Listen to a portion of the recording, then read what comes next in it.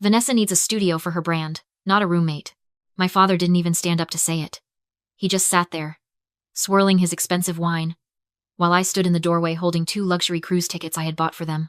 She is actually doing something with her life, Dale continued, his voice bored. You are 29, Carenza. You are a deadweight. Get your trash out of my hallway. Go live in the streets for all I care. Maybe the cold will freeze that sour look off your face. I looked past him. My childhood bedroom wasn't a bedroom anymore. It was gutted, the walls dripping with fresh neon pink paint. My desk replaced by ring lights. My entire life was stuffed into 3 black garbage bags piled on the floor like wet leaves. I didn't scream. I didn't cry. I placed the envelope with the cruise tickets gently on the hall table, a silent symbol of the vacation they just lost. Then I picked up my garbage bags and walked straight back out into the freezing night without saying a single word. I drove my beat-up sedan through the blinding snow until I found a motel with a vacancy sign flickering on the highway. The heater in the car rattled like a dying lung, blowing lukewarm air against my frozen hands. It was fitting, really. My parents hated this car. They said it was an eyesore in their driveway. They didn't know I drove it on purpose. It was camouflage. As I sat on the lumpy motel bed, listening to the wind howl outside, my mind drifted back to the root of it all. The original sin. My father called it the $5 million mistake. It happened in 1999. I was 4 years old. Dale had a meeting scheduled with a group of investors to buy into a tech startup before it went public. But that morning, I woke up with a fever of 104. I had a seizure. Dale had to miss the meeting to drive me to the emergency room. That startup exploded. The investors who made the meeting became multimillionaires. Dale did not. He never let me forget it. Every birthday, after the cake was cut, he would look at me with this hollow, resentment-filled stare and say, "You cost me $5 million, Carenza. You are starting life with a negative balance." He didn't raise a daughter. He managed a bad investment. That resentment turned into what I called the parasite tax. Since I was 16, I paid rent to live in my own house. Every paycheck from my part-time jobs was garnished. Dale called it interest on the debt. But it wasn't just rent. I was funding the golden child. Vanessa was the asset. I was the liability. When Vanessa wanted to be a model, I paid for her headshots. When she wanted to be an influencer, Bella told me I had to pay for her lip fillers and spa days because Vanessa needed to look the part to marry rich. They drained me dry, month after month, telling me I should be grateful they didn't kick me out sooner. They looked at my oversized hoodies and my messy bun and saw a failure. They saw a woman scraping by on freelance coding gigs, barely making ends meet. They were wrong. I pulled my laptop out of my bag and set it on the motel desk. The casing was scratched, but the processor inside was military grade. They thought I fixed printers for a living. They didn't know I was a financial fixer for high-stakes venture capital firms. When a company is bleeding money and cooking the books, the investors send me in. I hunt down fraud. I trace hidden assets. I find the rot in the ledger and I cut it out. I am surgical, I am ruthless, and I am very, very expensive. Last year, my base income was $650,000, not including bonuses. I could have bought their house in cash 3 times over. I could have paid off their mortgage in a single afternoon. But I didn't. I hid my money in offshore accounts and diversified portfolios. I wore thrift store clothes and drove a rusted sedan because I knew, deep down, that if they knew what I was worth, they wouldn't just bleed me, they would butcher me. I sat in the dark motel room, the blue light of the screen illuminating my face. They thought they had discarded a piece of trash. They had no idea they had just declared war on a woman who destroys financial criminals for a living. I needed to work. Work was the only thing that made sense when the rest of the world was dissolving. I reached into my bag for my laptop, the one machine that held the encrypted keys to my entire career. My hand closed around empty air. The bag was light. Too light. My stomach dropped so hard I felt dizzy. I dumped the contents onto the motel duvet. Chargers, cables, a hard drive. But the laptop, the matte black machine containing algorithms worth millions, was gone. I didn't panic. I grabbed my phone and opened the Find My Device app. I watched the little blue dot ping. It wasn't at my parents' house. It was 3 miles away, blinking steadily at a location on 5th Street. Easy cash, pawn, and loan. I drove there in a fugue state. The snow was turning to gray slush. When I walked into the shop, the smell of dust and desperation hit me instantly. I showed the guy behind the glass my identification and the serial number on my phone. He didn't even look up from his magazine. "I cannot give it to you without the ticket," he said. "Store policy. Or you can file a police report and wait 3 weeks. The ticket." I ran back out to my car. I popped the trunk and dragged out the 3 black garbage bags Dale had thrown at me. I tore them open right there in the parking lot, my hands shaking in the freezing wind. I dug through my own clothes, through old shoes and books, until I found it. A crumpled yellow slip of paper, stained with coffee grounds, wadded up inside a pair of jeans. Bella hadn't just packed me up. She had looted me. I walked back inside, smoothed the receipt on the counter, and paid $800 to buy back my own property. I sat in the front seat of my car, hugging the cold metal of the laptop to my chest. And that was when the second notification hit my phone. An email from the Department of Motor Vehicles. Notice of transfer of liability. I stared at the screen. My sedan. The car I bought with cash 5 years ago, but kept in Dale's name to save on insurance premiums because I was frugal. He had sold it online 3 hours ago. The timestamp was 20 minutes before I arrived at the house.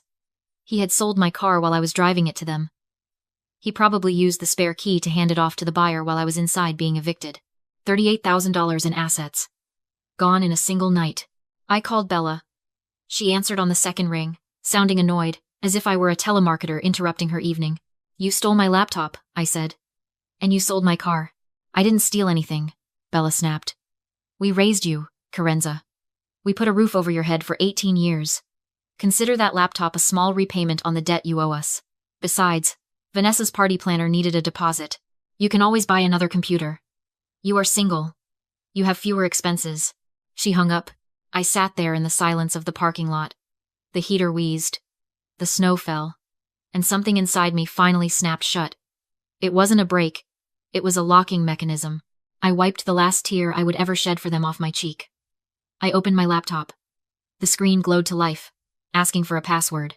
I stopped being Carenza, the daughter who wanted to be loved. I became Carenza, the auditor, the fixer, the woman who dissects rot for a living. I didn't need to cry anymore. I needed to run the numbers. I didn't sleep. Sleep is for people who have time to waste. And I was on a deadline.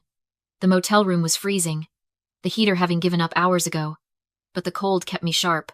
I sat at the small desk, my recovered laptop humming a sound that felt like a heartbeat returning to a chest. It was time to audit the books.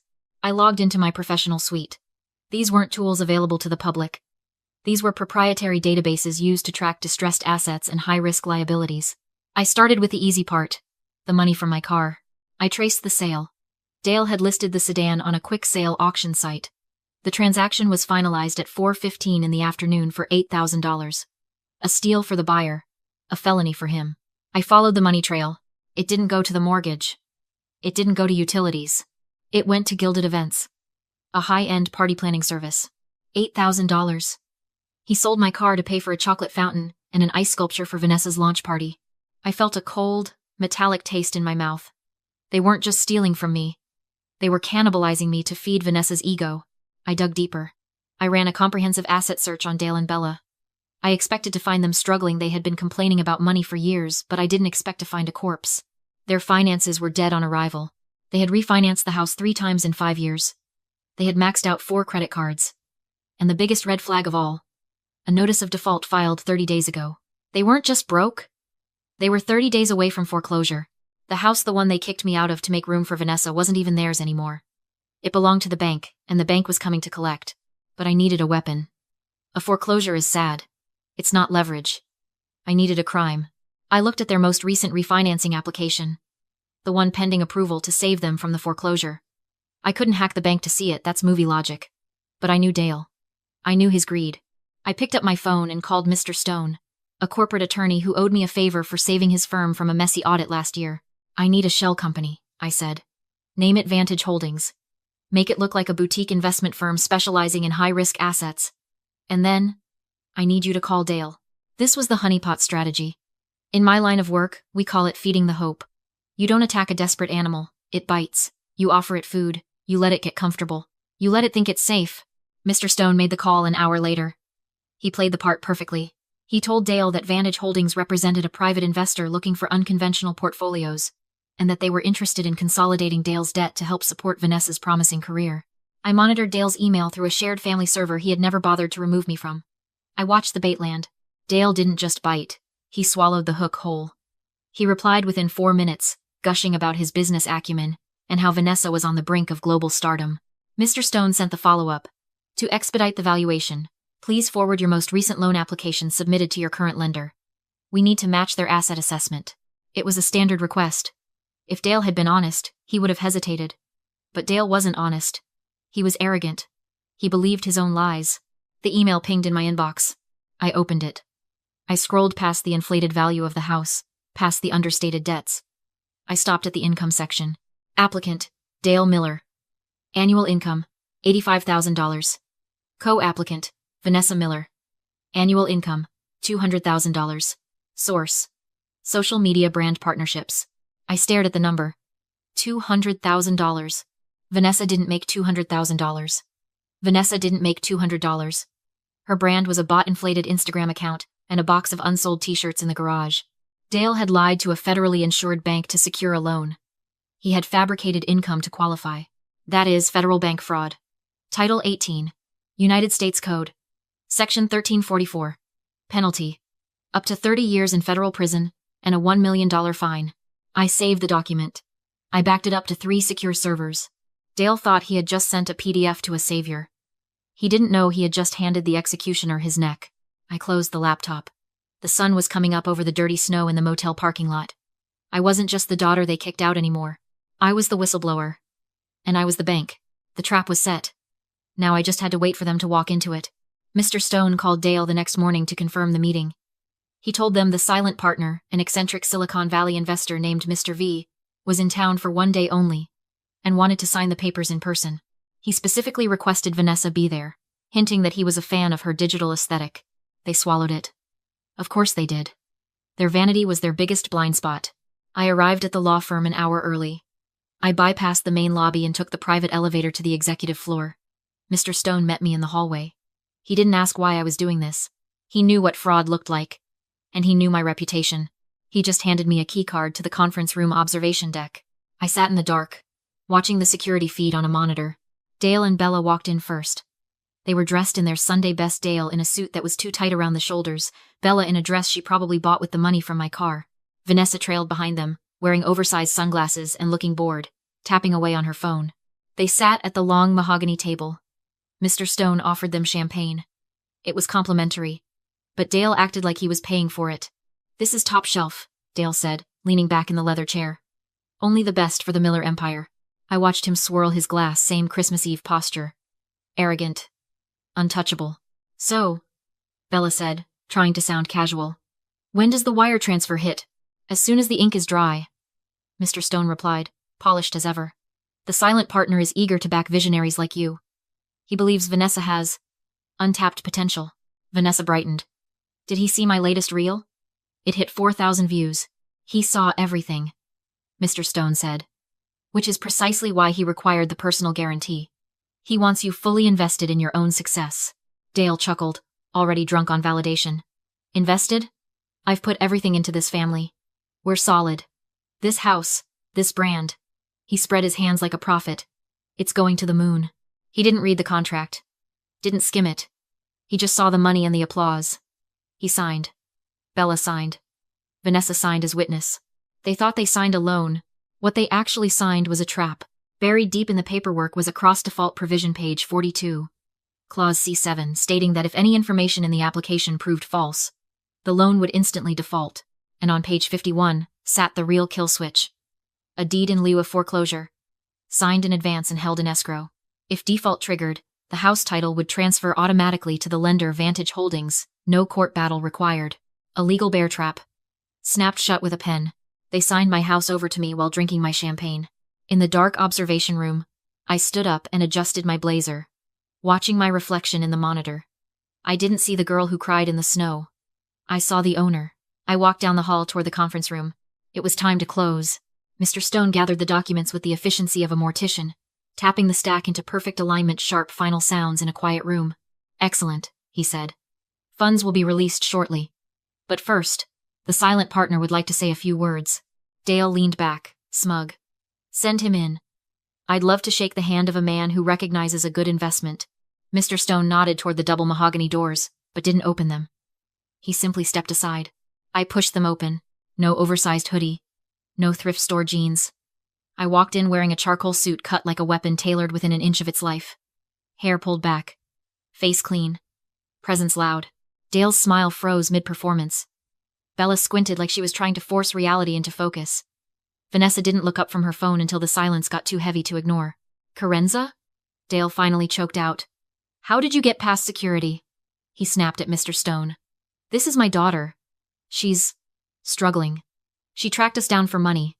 Call security. Mr. Stone didn't move. He just shut his briefcase, one hard snap that landed like a gunshot.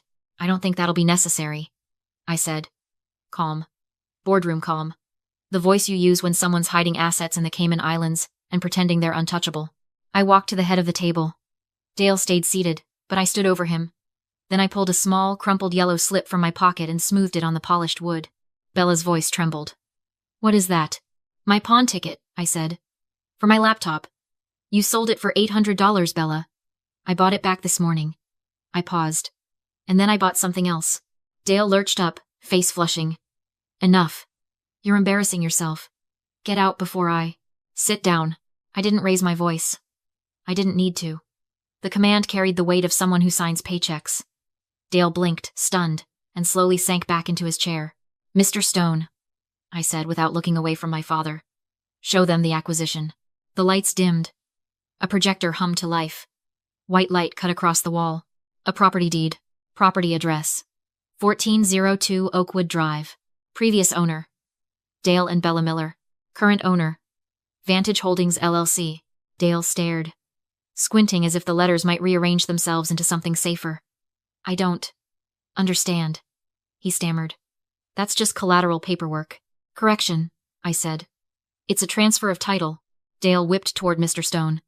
What is she talking about? You tricked us. You said this was a loan. Mr. Stone's expression didn't change. My client instructed me to execute a standard distressed asset acquisition. The documentation is valid. You signed the deed in lieu voluntarily. Good day. He walked out. The door clicked shut, sealing us inside a silence that suddenly felt airless. Dale pointed at me with a shaking finger. You set this up. You created that company? I am Vantage Holdings, I said evenly. And you just signed your house over to me. Bella snapped, voice cracking into panic. That's illegal. We signed a loan 30 years. I tapped the remote. The slide changed. Now the wall showed the refinancing application Dale had emailed his own proof, enlarged into a confession. I pointed at the income line. Co-applicant. Vanessa Miller. Annual income. $200,000. I looked at Dale. Vanessa doesn't make $200,000. She makes $0. You submitted false information to secure funding. That's federal bank fraud. The room went dead quiet except for the projector fan. Clause C7. I continued, reciting from memory. Cross default. Any materially false information triggers immediate default. And Clause D1 states, upon default, the deed in lieu held in escrow is released to the lender immediately. I leaned forward, palms on the table. You lied, Dad. That means the loan defaulted the second the ink dried. I let the words land. And because you defaulted, the house is mine. Right now. Dale went a sick, ash-gray color. He looked at the wall, then at me, then at Vanessa, whose mouth hung open, phone forgotten in her lap. You wouldn't, he whispered. We're your family. Family? I repeated, tasting the word like something counterfeit. Family doesn't throw you out in a blizzard. Family doesn't sell your livelihood for a party. I straightened and checked my watch. Here's the deal. You have 48 hours to vacate my property. If you're not out, or if you damage a single fixture, I hand the fraud evidence to the Federal Bureau of Investigation. I slip the pawn ticket back into my pocket. 30 years, Dad. Or you leave quietly. Your choice. He opened his mouth. Nothing came out. Just a small, defeated man, realizing too late he wasn't playing against a daughter, he was playing against the bank. And the house always wins. They left. They actually left. Fear turned out to be a stronger motivator than loyalty. 48 hours later, the house was empty. I hired movers to clear what they abandoned, but I handled the settlement myself. I wrote a relocation check after doing the math. I deducted the market value of my stolen car, the cost to buy back my laptop, every cent of rent they charged me since I was 16. The final check was small, barely enough for a deposit on a cramped 2-bedroom on the edge of town. Word travels. Dale ended up greeting customers at a hardware store for minimum wage. Bella stared at the walls of a rental she hated. And Vanessa, the influencer, with $200,000 potential, her career evaporated when the funding stopped. She started selling designer bags online to buy groceries. Turns out you can't pay rent with likes. Before I listed the house, I walked through it one last time. It echoed. Smaller than I remembered. I paused at my old bedroom door, still painted that aggressive neon pink. Fresh paint smell lingering like a lie. I didn't repaint it. I left it as a loud, unfinished monument to their greed. Then I walked out, locked the deadbolt, and listened to the click, clean, final, satisfying. At my car, my new car. In my name, I pulled out my phone. Scrolled to their contacts. Dale. Bella. Vanessa. No goodbye, no closure speech. Just block. One by one. The silence after was absolute expensive, yes, but worth every penny. Family isn't blood. It's respect. And if they can't afford that, they can't afford you. Drop a comment and tell me where you're listening from right now. I want to see how far this story travels.